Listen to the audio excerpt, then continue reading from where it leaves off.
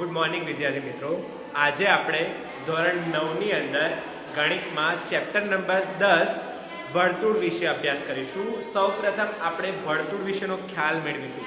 તો આપણે પ્રસ્તાવના શીખતા પહેલા આપણે એ જોઈ લઈએ કે વર્તુળ એટલે શું. તો તમે અલગ અલગ આપણે રોજિંદા જીવનમાં ઉપયોગ કરતા હોય તેવી વસ્તુથી આપણે વર્તુળનો ખ્યાલ મેળવીશું.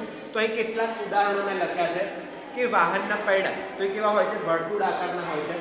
બંગડીઓ હાથમાં પહેરવાની એ પણ કેવા આકારની હોય છે? વર્તુળ આકારની. ઘડિયાળના ચદ્દા લખ્યા છે. ચદ્દા મતલબ કે અંદર જે કાંટા આવે છે, જે લખેલા અક્ષરો એ પણ કેવા હોય છે? ગોળ આકારમાં. 50 પૈસા, 1 રૂપિયો, 5 રૂપિયાના જે સિક્કા આવે છે એ પણ કેવા હોય છે? ગોળ એટલે કે વર્તુળ આકાર. તો અહીં આપણે કેટલાક વસ્તુઓ ઉદાહરણ સમજ્યા કે વર્તુળ આકારની હોય છે. તો સેકન્ડ કાંટો, હવે સૌથી મોટો કાંટો કયો હોય છે ઘડિયાળની અંદર? સેકન્ડ કાંટો હોય છે. તો એ ચદ્દા ઉપર ખૂબ જ ઝડપથી ફરે છે. ચદ્દો એટલે કે કોઈ ગોળ આકારની ઘડિયાળ હશે એને ચદ્દા તરીકે ઓળખીએ છીએ. એની પર સેકન્ડ કાંટો એ સૌથી મોટો હશે, એ એકદમ ફાસ્ટ ઝડપથી ફરતો હોય છે. આમ કાંટાની અણીથી જે માર્ગ નિર્દેશિત થાય છે એ ઝડપ જે સેકન્ડનો કાંટો છે ઝડપથી ફરે છે, એનાથી જે માર્ગ આખો બહારથી ચાલુ થઈને ફરી બહાર ઉપર આવે છે ત્યારે એક આખો એક નિર્દેશિત માર્ગ પૂરો કરે છે, એટલે વર્તુળ આખું પૂર્ણ કરે છે. એ વર્તુળ થાય છે તેને આપણે શું કહીએ છીએ? વર્તુળ તરીકે ઓળખીએ છીએ. અહીંયા ઉદાહરણ જુઓ, કેટલાક મેં આકૃતિ સર તમને સમજૂતી આપેલી છે. તો પહેલા ચક્ર દોરીશું. ચક્ર કેવા આકારનું છે? વર્તુળ આકારનું, જેને આપણે પૈડા તરીકે પણ ઓળખીએ છીએ. બાજુમાં ઘડિયાળ દોરેલી છે. એ ઘડિયાળની અંદર જુઓ તો સૌથી મોટો કાંટો છે સેકન્ડનો છે, પછી મિનિટનો છે અને પછી કલાકનો કાંટો દોરેલો છે. તો આ રીતે જ્યારે સેકન્ડનો કાંટો અહીંથી ફરતો બાર ઉપર આવશે ત્યારે શું થશે? એક વર્તુળ પૂર્ણ થશે. અહીં બટન દોરેલા છે. તો બટન પણ કેવા આકારના હોય છે? વર્તુળ આકારના હોય છે. તો આ બધા તમારે ખ્યાલ મેળવ્યો કે સૌપ્રથમ વર્તુળ એટલે શું, એ કેવા આકારનું હોય. તો આપણે વર્તુળ વિશેનો ખ્યાલ મેળવ્યો. હવે આપણે તેને સંબંધિત વર્તુળ આકારને સંબંધિત એક સમીક્ષાની અહીંયા સમજ મેળવીશું. તો સમીક્ષા એટલે શું? તો એની પરિરૂપ કે એના પદો, એના આકારો, એના અમુક વિવિધ ભાગો, અંગો, એના વિશેનો ખ્યાલ આપણે મેળવીશું આની અંદર. તો વર્તુળ અને તેના સંબંધિત પદો જેની એક સમીક્ષા. તો સૌપ્રથમ આપણે તો વર્તુળ વિશેનો ખ્યાલ મેળવીશું. તો વર્તુળની વ્યાખ્યા પ્રોપર શું છે? તો તમને ખબર છે કે પરિકરની મદદથી તમે કોઈ એક સમતલ પર અણીવાળો ભાગ, લોખંડવાળો અહીંયા મૂકો અને અંદાજિત માપનું ગોળ વર્તુળ દોરો. તો એ અણીવાળો ભાગથી એ જે નિર્દેશિત કર્યું છે તમે પેન્સિલ વાળો ભાગ, એ વચ્ચેના જે અંતરને શું કહેવામાં આવે છે? વર્તુળ તરીકે ઓળખવામાં આવે છે. તો સમતલના એક નિશ્ચિત બિંદુથી, એટલે અણીવાળો ભાગ એક જગ્યાએ મૂક્યો એને શું કહેવાય? નિશ્ચિત બિંદુ. અંતરે આવેલા, નિશ્ચિત બિંદુથી અંતરે આવેલા બે સમતલના બિંદુઓના સમૂહને શું કહે છે? વર્તુળ કહે છે. એટલે કે જે અહીંયા સમતલનું એક નિશ્ચિત બિંદુ છે, એટલે કે એ બિંદુ અને એનાથી અણીવાળો ભાગ આપણે થોડોક દૂર અંતરે આવેલો છે. અંતરે આવેલા બે સમતલ, તે સમતલ, આ સમતલ પર આખું એક ગોળ ચક્ર દોરીએ, આપણે નિર્દેશિત કરીએ તો સમતલના બિંદુઓના સમૂહને. તો આવા જુદા જુદા બિંદુઓ છે, જો અહીંયા આવી રીતે જુદા જુદા બિંદુઓ હોય અને બિંદુઓથી આખું એક શું થશે? આ જુદા જુદા બિંદુઓ છે. તો એનાથી અહીંયા સુધી દર્શાવ્યું આપણે, આ અણીવાળો ભાગ છે, અહીંયા એક બિંદુ દર્શાવ્યું. તો એ શું કીધું? સમતલના એક નિશ્ચિત બિંદુ છે. આ નિશ્ચિત બિંદુ છે અને નિશ્ચિત અંતરે આવેલા એ સમતલના બિંદુઓના સમૂહને, બિંદુઓના જો સમૂહ છે, બિંદુઓના સમૂહને શું કહે છે? વર્તુળ કહે છે. અને વર્તુળ એ સમતલની પર આવેલો છે. તો વર્તુળ એ કોઈ પણ સમતલ પર દોરી શકાય છે. એટલે વર્તુળ એ કેવી છે? સમતલ આકૃતિ છે, એના તરીકે આપણે ઓળખીએ છીએ. તો વર્તુળ વિશે અહીંયા થોડો ખ્યાલ મેળવ્યો આપણે. એક નિશ્ચિત બિંદુ હોય છે અને નિશ્ચિત બિંદુથી નિશ્ચિત અંતરે આવેલા સમતલના બિંદુઓને શું કહે છે? સમૂહને વર્તુળ તરીકે ઓળખીએ છીએ. અને વર્તુળ એ સમતલ પર આવેલો છે, એટલે કે સમતલ આકૃતિ છે. હવે આપણે આગળ જોઈએ તો નિશ્ચિત બિંદુ એ વર્તુળનું કેન્દ્ર છે. શું કહે છે? નિશ્ચિત બિંદુ, જ્યાં નિશ્ચિત બિંદુ છે એ શું છે? વર્તુળનું કેન્દ્ર. જેને શું?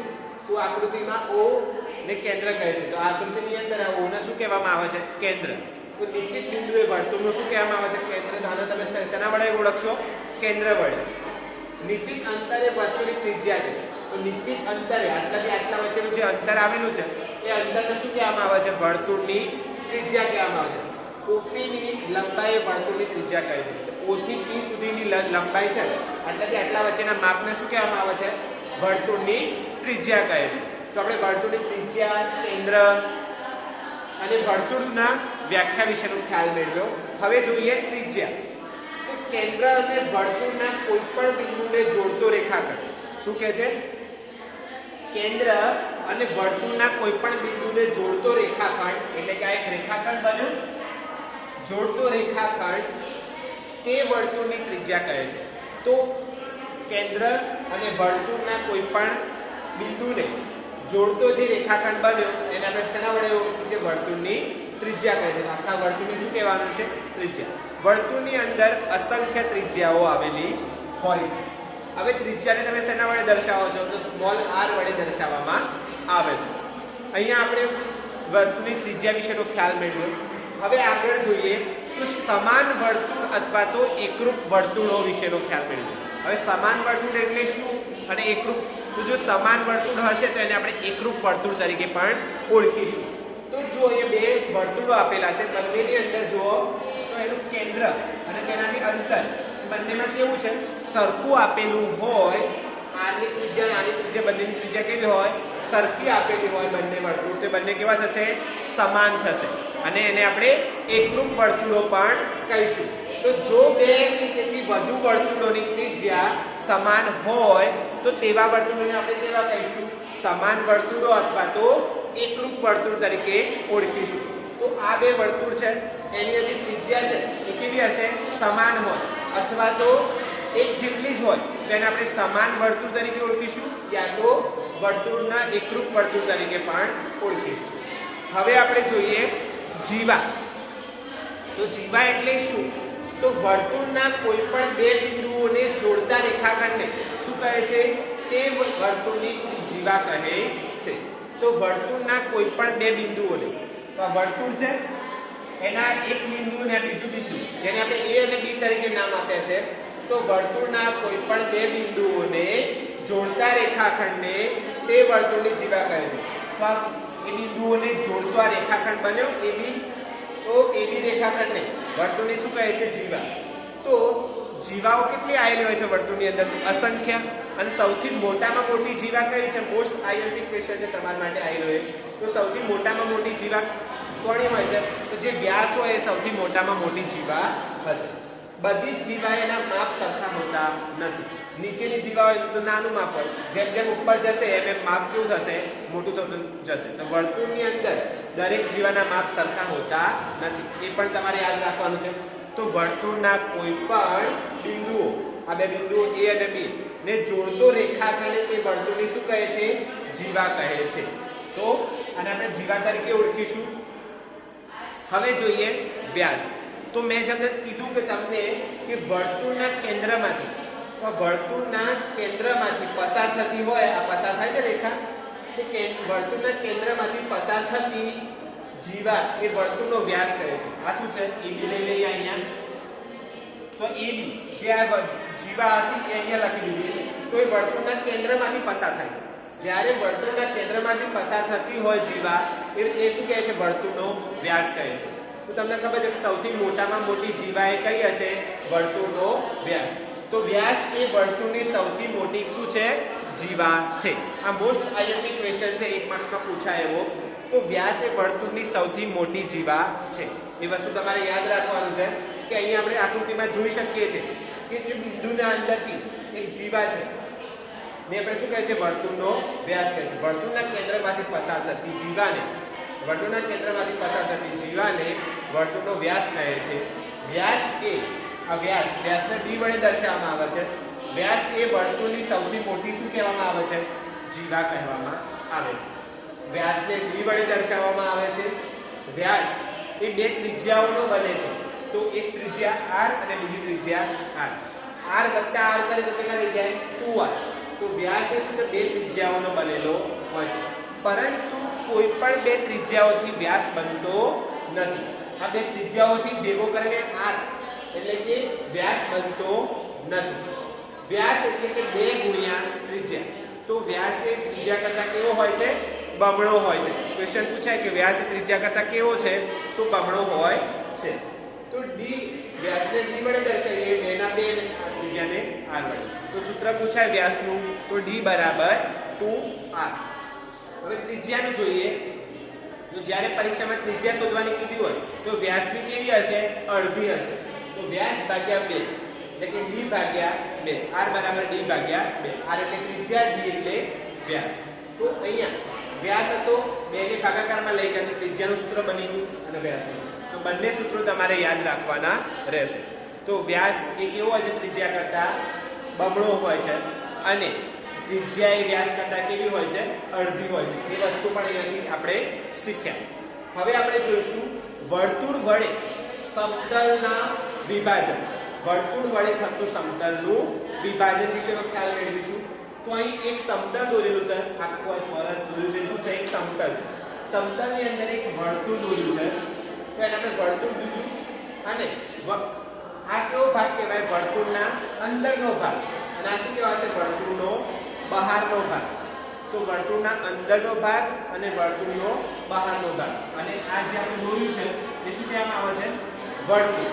પહેલાથી વર્તુળ જે સમતલમાં આવેલું છે તેને 3 ભાગમાં વિભાજિત કરે છે. વર્તુળ જે સમતલમાં આવેલું છે, એક સમતલ છે, એ સમતલમાં વર્તુળ કેટલા? 3 ભાગમાં વિભાજિત થાય છે. એક તો વર્તુળ, બીજું અંદરનો ભાગ વર્તુળનો, ત્રીજો વર્તુળનો બહારનો ભાગ. તો પૂછાય ક્વેશ્ચન કે કોઈ પણ સમતલમાં આવેલું વર્તુળ એ કેટલા ભાગમાં વિભાજિત થાય છે? તો 3 ભાગમાં વિભાજિત થાય છે. કયા કયા? તો એક અંદરનો ભાગ, એક બહારનો ભાગ અને પોતે વર્તુળ. તો વર્તુળ અને અંદરનો ભાગ મળીને શું બનાવે છે? વર્તુળાકાર પ્રદેશ બનાવે છે. આ વર્તુળ અને વર્તુળનો અંદરનો ભાગ બંને ભેગા થઈને આ જે ભાગ બન્યો એને શું કહેશો? વર્તુળાકાર પ્રદેશ બનાવે છે. તો આ પણ ખાલી જગ્યામાં પૂછાય કે વર્તુળ અને વર્તુળના અંદરનો ભાગ બંને ભેગા થઈને ખાલી જગ્યા બનાવે છે.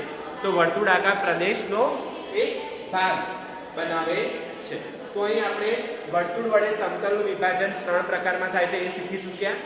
અને વર્તુળ અને વર્તુળાકાર અંદરના ભાગથી બનતું વર્તુળાકાર પ્રદેશ વિશેનો ખ્યાલ મેળવ્યો. હવે જોઈશું અર્ધવર્તુળ. તો આખા વર્તુળનું અડધું કરી દે તો શું બની જાય? અર્ધવર્તુળ. એ તમે શીખ્યા છો 7મા ધોરણમાં. જો P અને Q, અહીંયા P અને Q આપણે શું લીધા છે? વર્તુળ પર આવેલા બે બિંદુઓ P અને Q છે. આ વચ્ચે વર્તુળનું કેન્દ્ર O. તો જો P અને Q એ વ્યાસના અંત્ય બિંદુઓ હોય, આ વ્યાસ છે આખો D, એના આ બે કેવા છે? અંત્ય બિંદુઓ એટલે છેડા પર આવેલા બિંદુઓ. તો વ્યાસના અંત્ય બિંદુઓ હોય તો બંને ચાપના સમાન હશે. તો ચાપ એટલે શું? તો આ એક ચાપ છે આખો અને આ નીચેથી અહીંયા શું થશે? આ બીજો ચાપ. તો ચાપ વિશેનો ખ્યાલ હવે આપણે નેક્સ્ટ વિડિયોની અંદર મેળવીશું વધારે પડતો. પરંતુ આ વસ્તુ યાદ રાખવાનું છે કે જો P અને Q એ વ્યાસના અંત્ય બિંદુઓ હોય તો બંને ચાપ કેવા બનશે? સમાન બનશે. જેથી આપણે કેવો બનશે? અર્ધવર્તુળ. તો ચાપ સમાન બનશે એટલા માટે કેવા બનશે? અર્ધવર્તુળ. એક આ ચાપ બન્યો જે અર્ધવર્તુળ બનાવે છે અને એક ઉપરનો ચાપ બન્યો જે અર્ધવર્તુળ બનાવે છે. તો બંને કેવા હશે? સમાન હશે. તો જો P અને Q એ વ્યાસના અંત્ય બિંદુઓ હોય તો બંને ચાપ કેવા બનશે? સમાન બનશે. જેટલું અર્ધવર્તુળ ઉપરનું છે એટલું અર્ધવર્તુળ નીચેનું છે, માટે બંને કેવા બનશે? સમાન, જેને આપણે અર્ધવર્તુળ કહીએ છીએ. તો અહીં આપણે વર્તુળ, ત્રિજ્યા, વ્યાસ, જીવા, વર્તુળનો સમતલીય વિભાજનનો ભાગ આપણે દરેક વસ્તુ વિશે સારી રીતે સમજ મેળવી. હવે આપણે નેક્સ્ટ વિડિયોની અંદર જોઈશું ચાપ વિશેનો ખ્યાલ, લઘુચાપ, ગુરુચાપ, વૃત્તાંશ, આ દરેક વિશેનો ખ્યાલ આપણે હવે નેક્સ્ટ વિડિયોની અંદર મેળવીશું. અસ્તુ. જય હિન્દ, જય ભારત.